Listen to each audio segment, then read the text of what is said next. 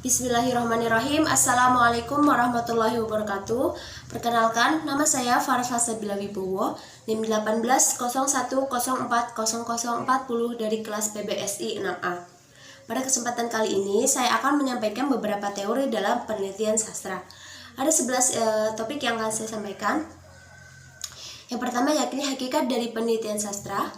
Yang kedua, perbedaan antara penelitian sastra dan penelitian yang lain. Yang ketiga, penelitian sastra dikatakan sebagai penelitian yang kualitatif jika seperti apa. Yang keempat, penelitian sastra dikatakan sebagai penelitian kuantitatif jika seperti apa. Yang kelima, penelitian sastra dikatakan sebagai penelitian terapan jika seperti apa.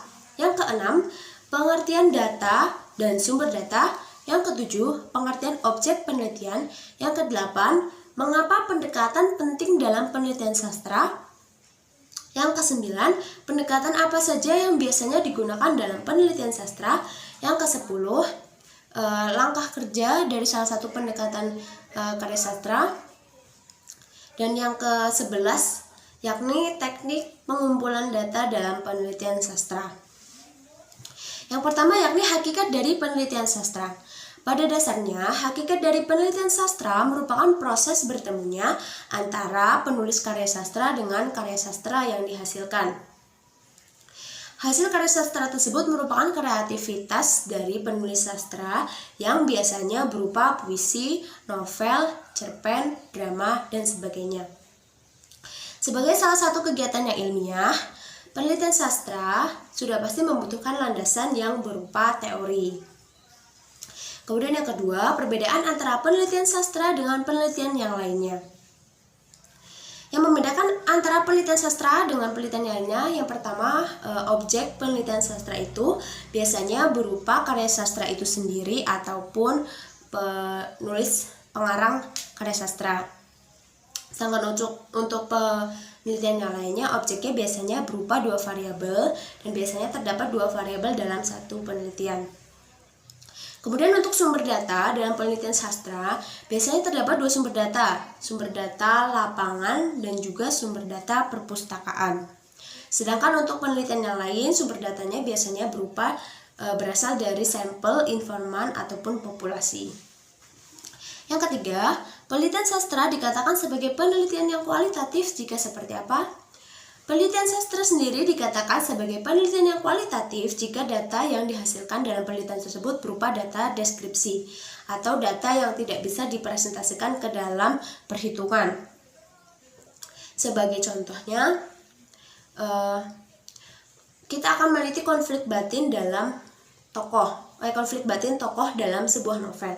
Maka data-data yang dihasilkan berupa kutipan-kutipan percakapan yang menyatakan konflik batin dalam tokoh di novel tersebut.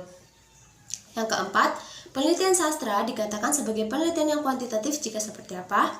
Kebalikan dari penelitian sastra yang kualitatif, penelitian sastra kuantitatif sendiri, data yang dihasilkan berupa angka-angka yang dapat dipresentasikan ke dalam perhitungan. Seperti contohnya, upaya meningkatkan kemampuan menulis cerpen dengan menggunakan media film. Dan yang kelima, penelitian sastra dikatakan sebagai penelitian terapan jika seperti apa? Penelitian terapan itu sendiri memiliki tujuan yakni untuk memecahkan suatu persoalan yang ada dalam masyarakat. Jadi jika penelitian tersebut memiliki tujuan untuk memecahkan suatu masalah atau meningkatkan kualitas seseorang, maka penelitian tersebut dikatakan sebagai penelitian terapan. Seperti contohnya literasi. Literasi sebagai upaya untuk meningkatkan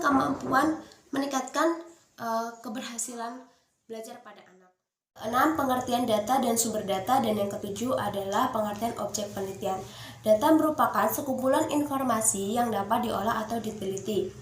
Sumber data merupakan subjek di mana data itu diperoleh, dan objek penelitian merupakan permasalahan yang akan dikaji atau diteliti. Contoh data, sumber data, dan juga objek. Contohnya analisis konflik batin tokoh dalam novel Hijrah Itu Cinta karya Abai Aditya. Maka data dari penelitian tersebut merupakan kutipan percakapan yang menyatakan konflik batin. Sedangkan untuk sumber datanya berupa novel dan objek penelitiannya yakni konflik batin. Yang kedelapan, mengapa dalam penelitian sastra perlu adanya pendekatan? Karena pendekatan merupakan dasar utama dalam penelitian sastra. Pendekatan merupakan langkah pertama yang digunakan dalam menunjukkan tujuan tertentu. Dalam rangka melaksanakan suatu penelitian, pendekatanlah yang mendahului teori dan metode.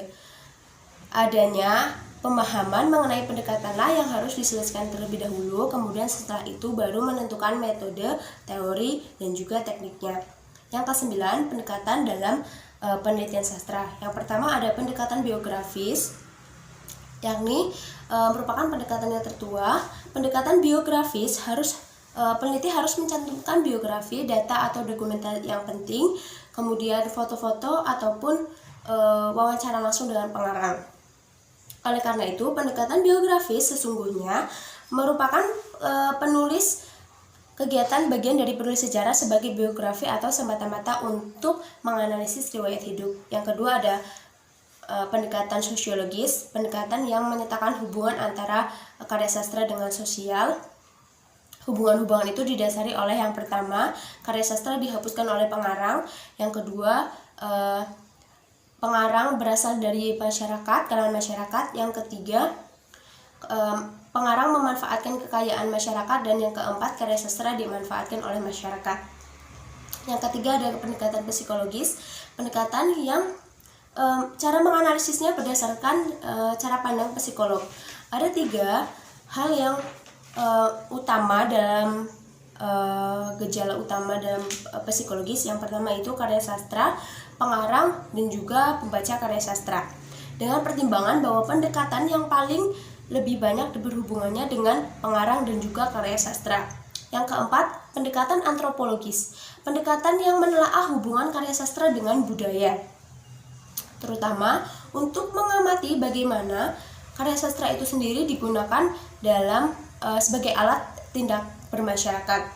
Yang kelima, pendekatan historis, pendekatan yang mengapresiasi karya sastra yang dilihat dari biografi pengarang.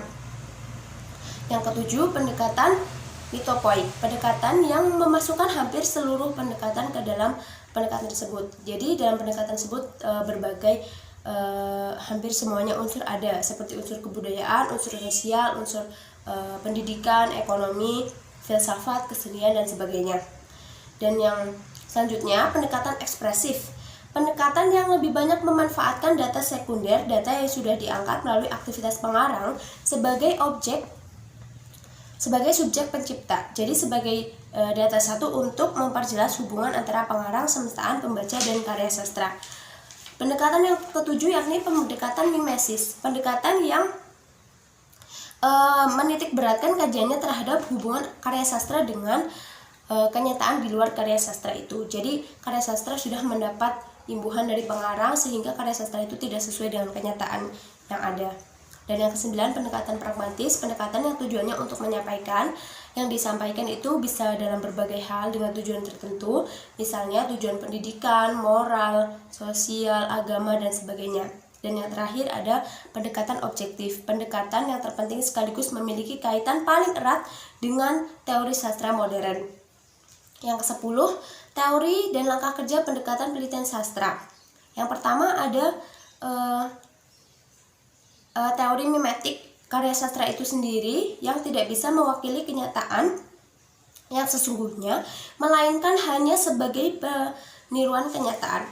Dan langkah kerjanya itu yang pertama, mengungkapkan dan mendeskripsikan data yang mengarah pada kenyataan yang ditentukan, menghimpun data pokok atau spesifik sebagai variabel untuk dirujukan ke dalam pembahasan. Yang ketiga, membicarakan hubungan spesifikasi kenyataan dalam teks karya sastra. Dan yang keempat, menelusuri kesadaran tinggi yang terkandung dalam teks karya sastra. Dan yang terakhir, teknik pengumpulan data. Teknik pengumpulan data dalam penelitian sastra ada dua, teknik pengumpulan data lapangan dan teknik pengumpulan data studi sastra. Teknik pengumpulan data dengan studi lapangan dalam penelitian ini mencakup observasi, wawancara, dan penyebaran angket. Sekian yang dapat saya sampaikan. Terima kasih. Wassalamualaikum warahmatullahi wabarakatuh.